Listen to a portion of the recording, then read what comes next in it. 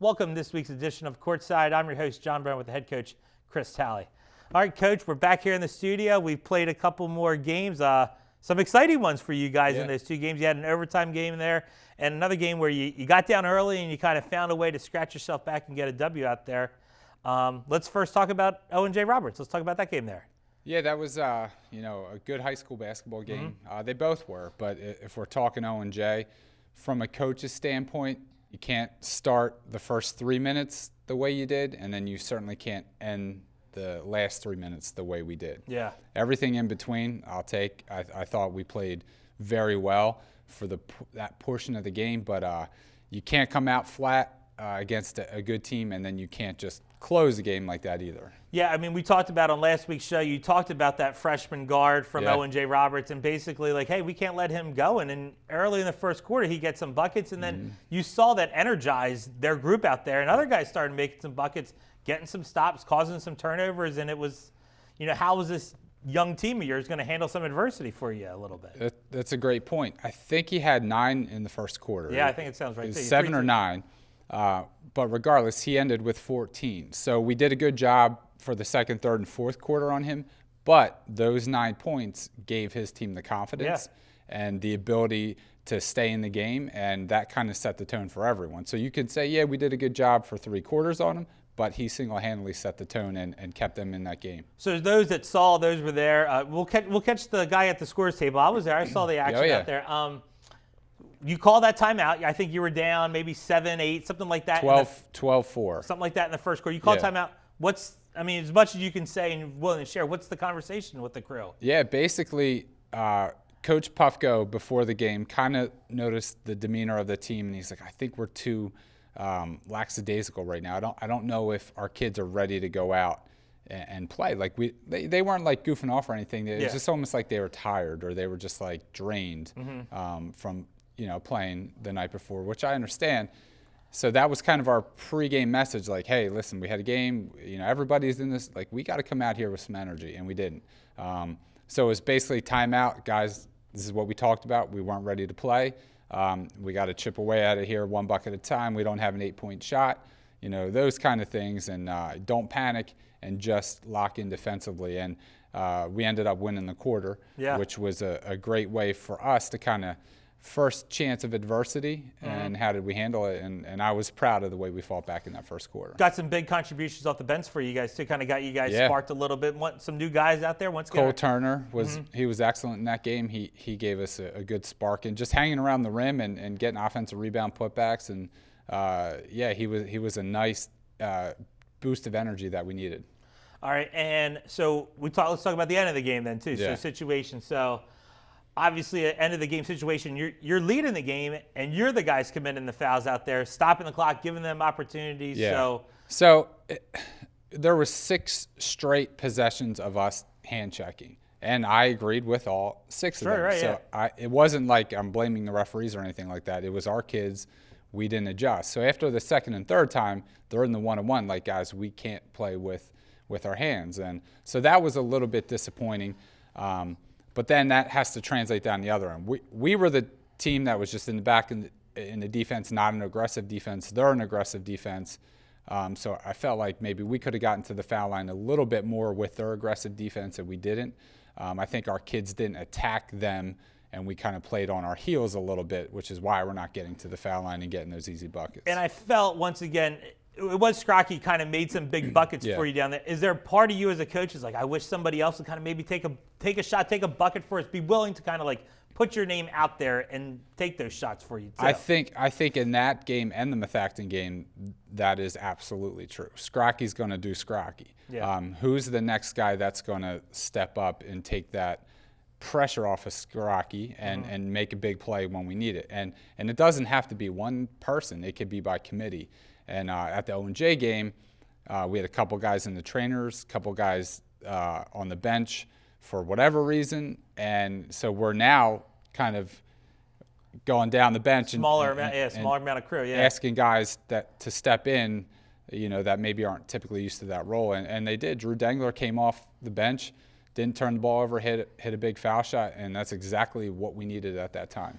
You talked a little bit before we get to the highlights here in that in that game, you were talking about to the kids about angles. Yeah. Especially defensively. You're saying we're not predicting where they're going well, getting in front of guys, and that was leading to all those hand checks, fouls, essentially. So talk about, let's give the people out there, what do you mean when you're talking to kids about their angles on defense? One of the things we work a lot on at practice is dropping on an angle. So if a player is running at you this way with the basketball, and you run at the player this way, one of two things is going to happen. One, they're going to go by you because they're going this way and you're going that way, or you're going to run into them and foul them. And neither of them are something that you want to do. Sure, yeah. And that's what we did 6 straight times. So instead of running at the defender, when the defender moves, we're dropping on an angle and cutting off that angle, and we weren't doing a good job of that. And you've heard people on TV when they watch beat them to the spot, essentially. And when you're taking bad angles, you have no chance of beating that offensive player to a spot to establish. Because as a defender, you are entitled to your area and your space too. But if you're invading somebody else's space, they're going to get you every single time. You're giving them a straight line to the basket. Yep. And then you put your helpers in a bad spot because now we're constantly having to help because we can't stay in front of somebody or we're just fouling them. So, yeah, it's something it's not a new basketball thing. It's just something we have to work on and adjust. All right, Coach, good stuff. Let's take the highlights from Springford Owen J. Roberts. Yeah, this was our first home game here, so that was kind of exciting, even though the fans, weren't all there. But it's good to see Scrocky. He's done it all year, man. He's a rock. Knocking down big shots. We got the ball going side to side, and Irby coming in there. I think he had a scoopy scoop there. Yeah, and one opportunity for you there. Kids call that the jelly layup. There you go. Little inside out with Scrocky and Santiago, and Shouter with a nice offensive move, and he's takes an escape dribble, creates some space for himself. Yeah, he's got a great mid-range game, and there again, his offensive move creates a drive to the bucket. A driving kick for Alex Lewis, who's been tremendous. That's what I thought you were going to go with there.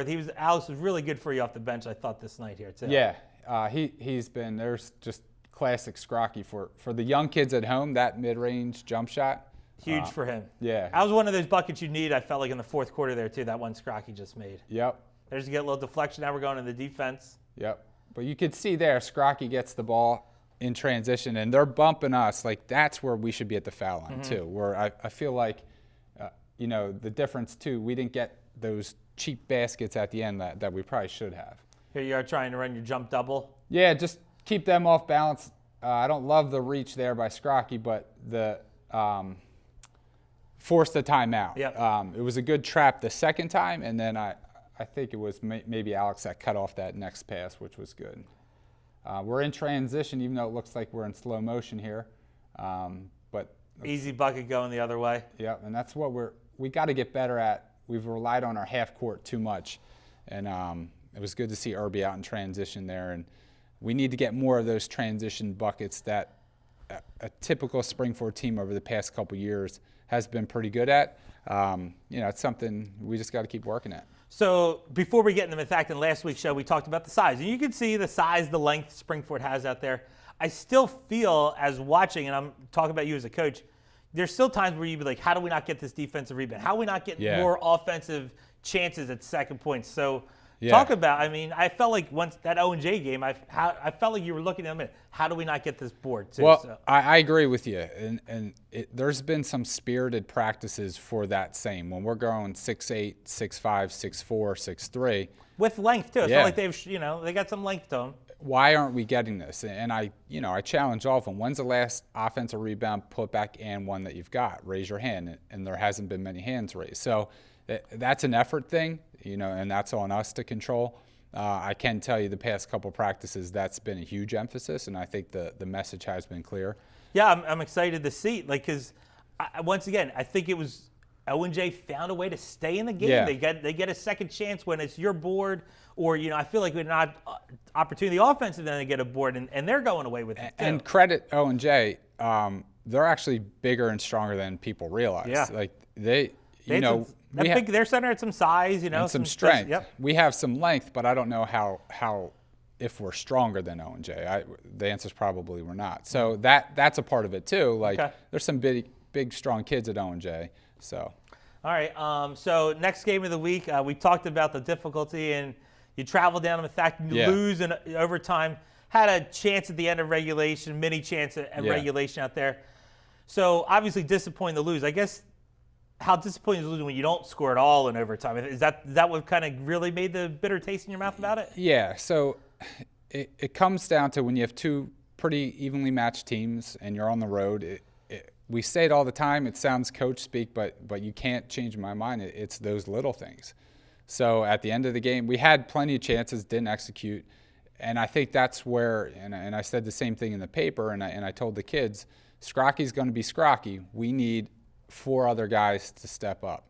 And it could be taking a charge. It could be getting an offensive rebound putback. It's not necessarily, scoring 6 in a row or anything like that. Make it a one-on-one play, whatever, yes. Make a play that's going to change the difference in the game. And we didn't do enough of that. We didn't do enough of the little things like we won the tap, but it goes out of bounds because we're not lined up properly. Right? So it goes out of bounds on us. They come in, they bang a 3. That's the only point scored in overtime. Only field goal, yeah, right. Yeah. Right? And it's a little thing. If we're lined up correctly, like we should be, and that's Coach Kurtz's pet peeve, like we're not going to keep telling you. It's almost like a lesson learned for our guys. Did the jump ball cost us overtime? No, but it gave them the first possession to hit the only points of overtime. Yeah, it's those little, once again, like to the casual fan out there, it's a tip, no big deal. There's strategy in how you line up for tips when you think you have an advantage, disadvantage, whatever the case may be. And you teach players, hey, we're tipping it to here. We win the jump, we score pressures on them. Yep. Who knows how the outcome is, and that's not why we lost the game. We didn't make enough plays. They did. They're a well-coached team. Sure. They're long. They're bigger than us, and I think we have a good team like that. Size, yeah. They have more than that. So. Credit to them. They played well. And we said before going in, it's always a battle going there in Methacton. And it's almost like you knew. It feels like every time we play Methacton down there, that's the type of game that's going to transpire. And that's, a credit to them. They have a program, like they have a system. They're well coached. They have big, strong kids, and they beat us. Yeah, and it's almost to say, you have both teams where you graduated some major guys, major cogs, and it's just kind of like you have Scrocky, they have their guy back, and it's kind of like who was the battle, who was going to, what other new guys that weren't big contributors in the past were going to be contributors in that game too. And having people step up in that game, Gavin Schauter and Alex Lewis were 2 that stepped up. Yeah. Schauter's going against Cole Hargrove, who's kind of all-world right now, and Gavin had 10 points and 12 rebounds. That's against, a really good competition. And then Alex Lewis came in off the bench, scored 10 points. He got some buckets, some key defensive stops and rotation. So it was good to see, those 2 coming from the JV team last year step up, contribute at the varsity level against a good team. All right, Coach, let's take a look at the highlights from Springford Methacton. Yeah, there's that new court again. Oh, look at that, new gem. We're in the road blues, and here they are. There's Schauter there. Good. Highlight, hit the dead spot right there, as Coach Caldwell says, right? Yeah, and we still use that term, and they got out of the zone. So they're playing some zone. It seems that's kind of like a new little wrinkle for Methacton, I would say. Yeah, they play a good matchup, and it's good ball movement here. Good penetration by Scrocky, and Nate eventually, good patient offense. Yeah. Inside. Kind of one of those things. Did you have a chance to score earlier? You know what I mean? That's where you're are we giving up a shot and getting a turnover? Right. Or we obviously convert there too. Yeah, and that's the thing with the zone. If you're shooting off 1 or 2 passes, you're bailing the zone out. You have to get the ball side to side, inside and out. There you go, getting outside in. Yep, and that's what Alex did there. And, offensively, I think we gave some points away just because we weren't patient enough. And there's Nate with an and one. And when those teams run those matchup zones, it's tough because they're switching guys off. You think you're open, you think a guy's open. It's kind of almost like you can't hesitate to make those passes. Nope, and you got a ball fake. Yeah, there's a nice little left. Alex Lewis again, the sophomore coming off the bench. In that zone, you got a ball fake to get the defense moving. They always say fake one to make one. Here we are. Missed free throw going the other way from Methacton. Yep, and there's kind of the block, make a nice pass right there, but you get some late's a little help, but you come up with the block. Yeah, and that's the effort plays that we do need. That you're talking about. Because if not, that's 2 points and it doesn't go in overtime. Good defensive rebound there. Again, that's Alex Lewis. He's 6 foot, just boxed out a 6'5" guy because he gave effort, and he's always in the right position. You hear Coach Brubaker talk on Gridiron a lot, how like the film doesn't lie. Here it is, guys. We can watch this and tell what you're doing out there. Yeah, and Alex is a perfect example of it. He's not going to wow you, but man, he is just all over the place all the time. There, you got a little deflection, got them out of their offense. Yep, and then Shouter cleans it up with one of his 12 rebounds there. And here's a good block by Shouter again. And, we did a good job of finishing the play. So Shouter gets the block, and then, our guys are mixing it up and finishing the play and making sure we regain that possession. Right, and that's, once again, we're talking here, and there's obviously disappointment losing the game, but you as a coach can take positives out of what happened in that game. There's some things you can take and be like, all right, well, this is a guy maybe we can find a bigger role for in this team too. For sure. Yeah, again, moral victories, I guess they're a thing. I hate to lose. The kids hate to lose. Our coaching staff hates to lose. So we left there disappointed that we didn't get the job done. But we were encouraged that we competed. We had chances to win. And we saw some things from guys that maybe we were unsure of. All right, Coach. Good stuff right there. All right? Yeah. Commercial break. You all right with that? Yeah. All right, make sure you stay tuned through the commercial break, and we'll preview this week's upcoming games for the Springford Rams.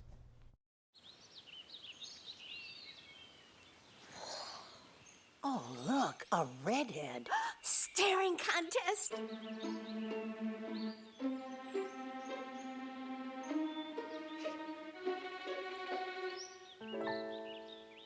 You still got it.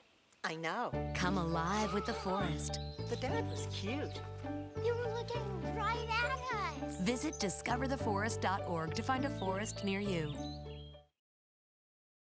I was physically at school, but my mind wasn't at school. I had problems at home. That's when I met Narnese. She started helping me a little bit, like, Nia, I don't know what you're doing, but your future is more important. She's my strength. It takes a village to help somebody get their diploma. It changes your whole life. Find free adult education classes near you at finishyourdiploma.org. Welcome back to Courtside. I'm your host, John Brennan, with head coach Chris Talley. All right, Coach, we were talking before show, talking about all these games you got coming up. Yeah. And we're like, okay, how many of these do we really want to talk about? Because, like you said, we're here taping Wednesday, you're playing here tonight. Yeah. It's Wednesday, it's Friday, it's Monday, and it just keeps going over and over and over again. Like you talked about, every team's facing this, though, you know, too, and you don't want to get into what's going on. Pottsgrove obviously had some cases, and they've shut down their programs out there. Other teams have had it, too. So, like, we want to play games, but we also have to continue to be as safe as we possibly can in the same stage. At this point, we should just preview the league. Just talk about everybody. Whoever is up next, it's coming pretty quickly. So, but to your point, Boyertown is next on Saturday. Yeah, well, we got, as the other coaches say, the brown and orange, but we'll call them PV. PV's coming here tonight. Yeah, I'm not. That's the thing for some. Yeah. I don't get it. They're Perkins Valley. It's a school out there. Yeah. It's a rivalry. Yeah, but no doubt about it. I understand the football thing, but you're still bringing attention, and I would argue you almost bring more attention by going out of your way to notice that. Yeah. So Perkins Valley, they just lost, I want to say, Monday night to PJP. Did I catch that right in the scores? Yeah, but again, it's tough to measure, and I feel for Coach Poison and his squad because they got a late start. They've been in the gym, I want to say 12 or 13 times since March. Yeah. All right, so they're kind of behind everybody else who has 3, 4, some teams have 5 games in. This is their first game against one of the better teams in the league off of limited practices. So it's really hard to gauge where they're at right now. But it's PV Springford, so no matter how many practices you have, it'll be a dogfight. All right, so PV coming here Monday, and then we were gonna play Norristown Friday, but Norristown's still not up and running yet. Yep. So Saturday, Boyertown's coming here, afternoon affair now too, right? We moved up the game times? Yeah, so not Monday for PV, Wednesday for PV. This Yep. Wednesday, I the think you said Monday. We'll check. 27th, we're Yep. playing Perkiomen Valley right here tonight. Yeah, senior night. See, okay, so Yeah. once again, another thing I see a lot of schools doing. Yeah, quickly get it in, just in case. And then Saturday at home versus Boyertown, which is senior night for the senior day for the cheerleading Okay, squad. and for those that it might be on the schedule, sure, it's not a night game, it's an afternoon. Not that people are allowed to, Yeah. a lot of people are coming. I'm sure the players have relayed the message home that it's an Yeah, afternoon game. 12 o'clock JV, 1:30 varsity. Okay, Boyertown just beat, I want to say, Pottstown on Monday night? Was it Pottstown? Might have been. Yeah. So obviously they're up and running. Now once again, another kind of late start because they didn't have that stuff in before Right. the shutdown, the mandatory shutdown too. Yeah, another team that was behind the 8 ball in practices, and they stumbled against O&J. But again, that's not O&J's a great team, nothing to take away from them. But it's tough when O&J's practicing, playing games.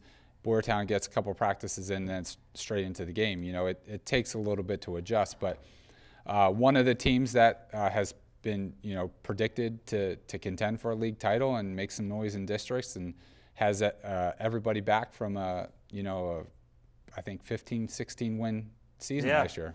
And when we talk about this league too a little bit too, Yeah. we're talking about previous league. I feel really this year, obviously Methacton was ahead of the class maybe the past 2 years, and then maybe it was like a next tier, and then maybe I feel like there's, just by looking at scores, and I'm not watching Huddle like you, but I feel like it's a smaller pack. Like there's not a big separation between, whoever we think the best team is, whoever the bottom team might be too. Yeah, it's now. The last I heard, it doesn't sound like we're having a league playoff. I think of any year to have a league playoff, it's this year because anything to your could point, happen. Yeah. I think there are a good amount of teams that have a legitimate shot On a at winning. given night, yeah. So I think that's a pretty disappointing. If we can get it done, I don't know whoever's listening out there. Well, we counted up how many views did we have from we taped Wednesday morning last week. By the time we played games that night, what would you already say? It was like almost like 100 views already. Right? Oh, it was like 1,100, give or take. But the people are watching, so I think we need to get the word out. And I know there's a good majority of the coaches that want to see it happen. And if we're allowed to play games, let's figure it out. And then we're going to go in a following week. So now we're in the first week in February. Yeah. And Boyertown's coming back again. Yes. Like you said, you're going to play them again. It's like the NBA, though. It's home and home type. Also in there, you're going to play, I think, Phoenixville's in that toss. sandwiched, yeah. Okay, so obviously we know Phoenixville. We know Coach Burnett out there. Looks like they've had some close encounters here throughout their early season, They had a nice win over O&J, a close game. Tough loss to PJP, who's PJP's undefeated. It looks like PJP's kind of the class creme de of la that creme? side. Yeah. Okay. And then everything else Phoenixville's done. They've beaten who's been in front of them. So it's again, it's a tough schedule. We could show film. We could show, but it's a matter really just who's ready to play for 32 minutes on any given night. And There's no games. Not that you ever take them off, but this year it's coming quick, man. You got to be ready. Yeah. And maybe I'll go out on a limb, but it looks like our girls are off to a pretty good start. You know what I mean? Like there might be, I know Mr. McDaniel would get mad, but it looks like there's some gimmies. Like they have some gimmies on their schedule out there. It just doesn't seem like that in the boys' situation out there. And that's across the board. Talk to any of the coaches. Everybody's, at this point, they're still in it. So there's a lot to play for, and there's a lot of motivated teams out there. All right, so when we do next week's show, we'll have film from PV. Yep. We'll have film from Boyertown. Yes. Sunny days in that gym. Sometimes the sun, it's a tough watch, tough view. Make sure the kids know that, right? Absolutely. We'll wear sunglasses and masks. Yeah. Okay. And then we'll have a film from Phoenixville. Is that home or away next month?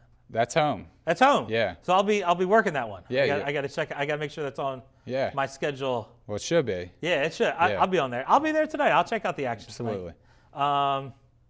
Every once in a while, I feel like when I'm sitting there, I want to walk down and be like, maybe we should. There's always a little part of me but then I'm like, oh no, I don't have to go to practice. I don't have to do all the other stuff, but I do enjoy going and watching the. Coach, if you're lobbying for a, No, a I'm not position lobbying on the for. I'm staff, just saying there's a part of me that misses. Okay. I miss it at time. we can make it happen. No.